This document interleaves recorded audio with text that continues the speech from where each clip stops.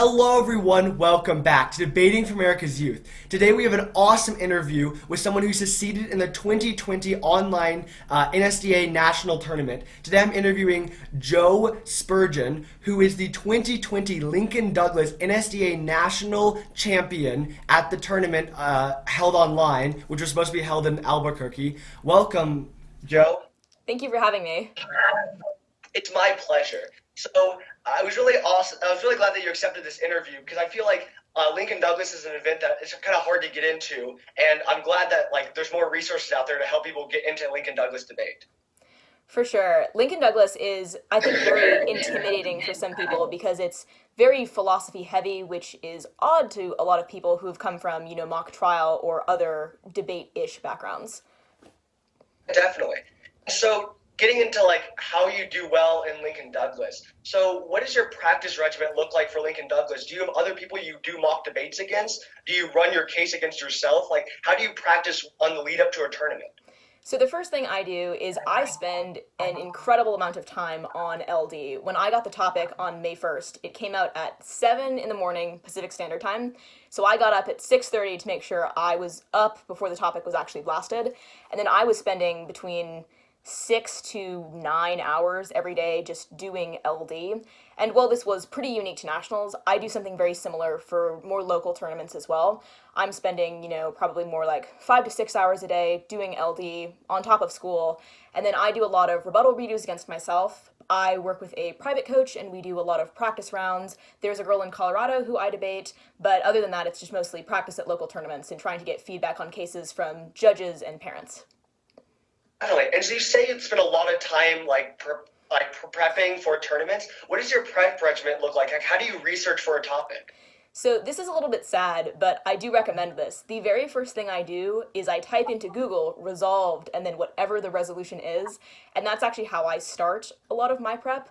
The girl in Colorado, her school subscribes to Champion briefs, so she'll send those to me for free, which is very nice, and I will normally read through all of those because more often than not, you do have debaters who are pulling cards directly from those briefs and aren't doing actual original research. And then the final thing I'll do after I do all of that is I'll read a couple of books on the topic. For this one, I read parts of Capital in the 21st Century by Thomas Piketty, and then also Nancy MacLean's book, Democracy in Chains. And I found that those were very specific, especially with country, and also just more specific argumentation that wouldn't be found in those briefs. Definitely. And in terms of when you're researching online, I heard a specific search engine you use? I know you say you originally start off with Google, but do you search on another platform, or do you just use Google to find all your articles that you use in your case? I almost always just use Google. Sometimes I'll get some stuff off of academia if I need a really specific case study or I need a specific source that's going to have the p-values and some other more specific statistical knowledge in it. But I generally just use Google. I've used Google Scholar a little bit, but I found Google to be a lot more user-friendly and gives you articles that are easier to understand, which is incredibly important, especially in late out rounds. Definitely. And then in terms of coming up with your arguments, I know you spend a lot of time and use the champions brief. Is there I guess what's your process of coming up with contentions that you're going to use in your case? Sure. So one of the things that's always really bothered me is if I run an argument that I don't actually believe in. So I spend a lot of time trying to figure out an angle on, be it the affirmative or the negative, that really makes sense to me, both personally and morally. So with the predictive policing topic, I struggled a lot on the neg because I truly believed from initial research that it was, racial profiling just online. So one of the things that I try to do is look through all of the arguments that are possible that come up in champion briefs and initial research and really pick the 2 or 3 that I have the best chance of actually explaining to a judge and feeling good about running in tournament. Definitely. And then in terms of when you're in the round, how do you come up with questions you're going to ask in the round? Is it based on what you're reading, or is it mainly based on what you're hearing in the your opponent's speech? One of the things that I did before nationals that I'd never done before is I actually pre-wrote some cross questions of things that I thought were going to come up, especially when I was the affirmative. A lot of negatives were running libertarianism at this tournament, so I had a couple of libertarianism strains of questions. But generally what I'm doing is I'm listening for just specific things that you've said in case that I think I can get you on, especially if you're reading a specific author that I've also read. One of my favorite things to do on cross at nationals was everyone was reading the this Ellender study published in 2016. And one of my first questions was, hey, is this Ellender in 2016? Because more often than not, they didn't fully understand the entirety of the study and what his end claim actually was. Definitely, that sounds like a good way. And then in terms of answering questions, how do you, I guess, especially for a question you're not so sure about or something that you're like, I guess, not really prepared for in terms of questioning, like how do you end up answering the tough questions you get in Lincoln Douglas? For sure. First, I was trained by my coach that you always want to answer the question in a way that gives you some room to respond to it. So there's almost never a question that you're going to answer like yes or absolutely and stop the sentence. You always want to say a response that somehow builds up your side of the case or the framework debate or whatever it is they're questioning you about. The other thing that he told me to do, if you really have no idea what exactly they're fishing for, is to answer and then say something like, and we can address this in rebuttal, and not give them the full answer that they want, because if you answer in a way that they really want you to, it could very easily get you in trouble in their next speech. Definitely. And then in terms of, so like obviously you won the national tournament in Lincoln Douglas, which is a huge accomplishment, and you had to face so many really good Lincoln Douglas competitors. How do you think you stood out to these judges who had to see a ton of really successful and really, really intelligent like Lincoln Douglas debaters in addition to yourself? This is kind of going to sound strange, but I think the biggest differentiating factor with me was that I started out as an interp kid. So I was really able to connect with you in a more storytelling narrative sense that is very different from the strict kind of colder line-by-line debaters. So one of the things that I try to do, especially in constructives when I'm the affirmative, is to read it in a way that has the same vocal inflection and passion that you'll see in a more theatrical event like HI or oratory. And I think that makes it, especially online, a lot easier to pay attention to me, because if you're listening to a speaker who's very flat-toned and not interesting, it's very easy for you to not pay attention or not spend as much time on the flow as you need to. Whereas if you have a speaker who's really engaging and like looking at the camera and it seems like they're looking right at you, it's a lot easier for you to connect with them and what they're saying. Definitely. That makes a lot of sense. Yeah, especially if like for more like lay judges, especially, I can see how that would be a really like strong appeal. For sure. In terms of, so I know you were saying that you did other events before you did Lincoln Douglas. In terms of speaking nerves, especially when you're competing against people who are, I guess just more focusing on speaking nerves, how do you get over those speaking nerves? Maybe not as much in the virtual setting, more in the physical setting of speaking in front of like other people or like a crowd of people.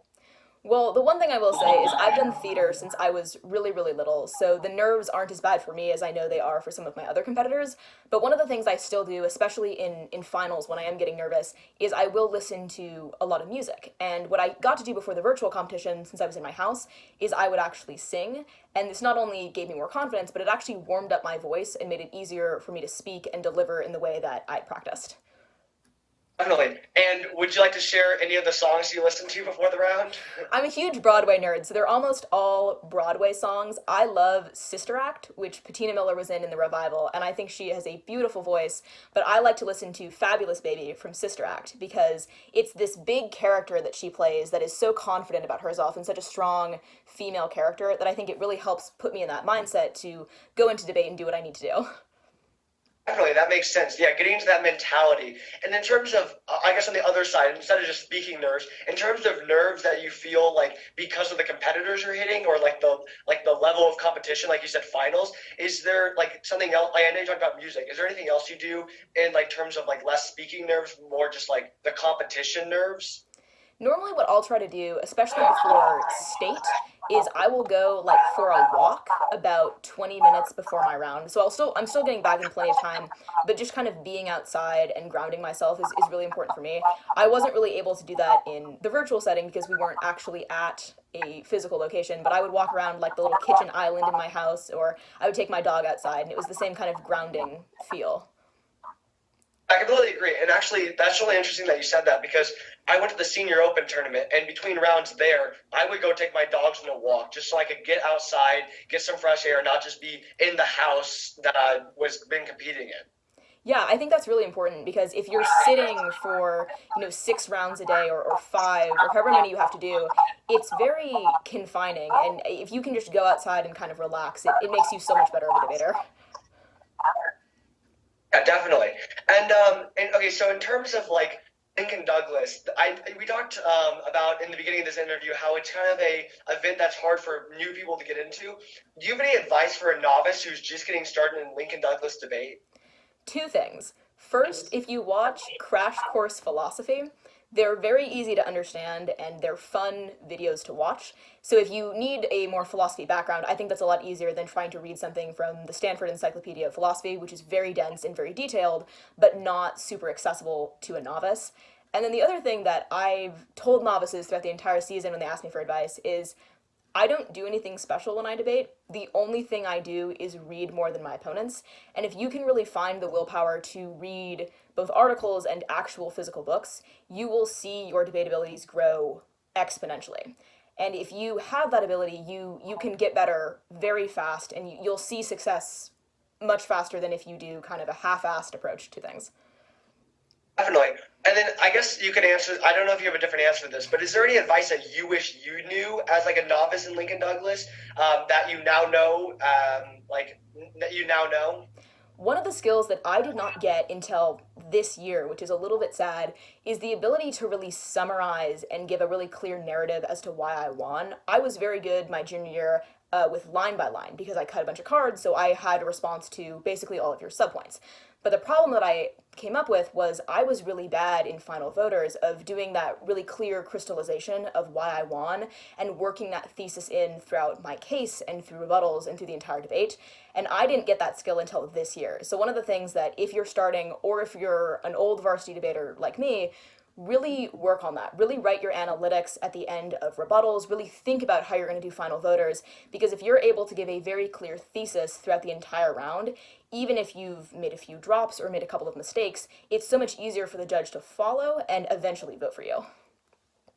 Definitely. I would completely agree. And that was interesting that you would bring that up because the public forum national champions I interviewed a couple days ago brought up a very similar thing about having that narrative that you weave through your case, and then you are able to convince judges better because you've had a more clear point that you're trying to hit across your whole case. For sure. Definitely. And so now that you've gone through speech and debate and you're off to college next year, do you have a message for the speech and debate community and everyone who's watching this interview right now? Anything you would like to say to them? I will say some people took this question in the form of something that they wish the speech and debate community would improve on or do better at. And some people just wanted to thank the community. So is there anything with the platform you have now that you would like to say? I would just like to reiterate what I said in thank yous about women in debate. I know the national champion from last year, Grace, talked a lot about this with her interview and with also the things that she said on social media. But for me, it was so impactful not only to watch her last year kill it in the finals round, but also to win, really gave me a role model to look up to this year who was a female debater, which is incredibly rare in our community.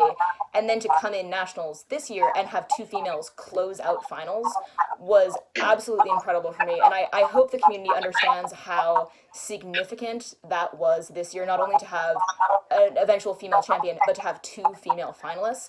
And I hope that me and my opponent and Grace are all able to serve as those role models for younger female debaters, because I know that there are very few of us who actually do LD debate or do policy. And if we can get more women to actually do the activity, they can be incredibly successful, which this year proves.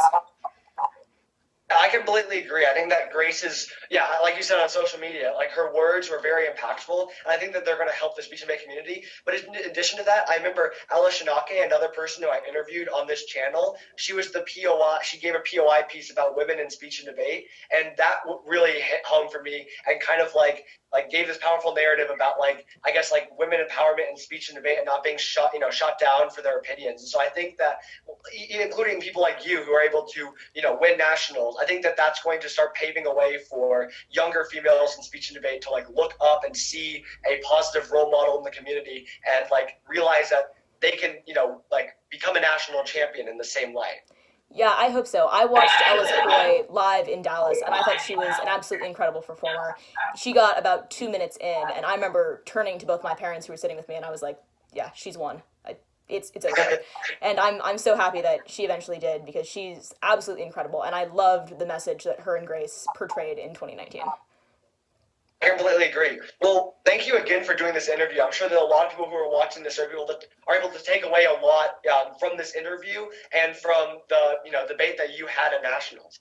Well, I hope so, and thank you for having me.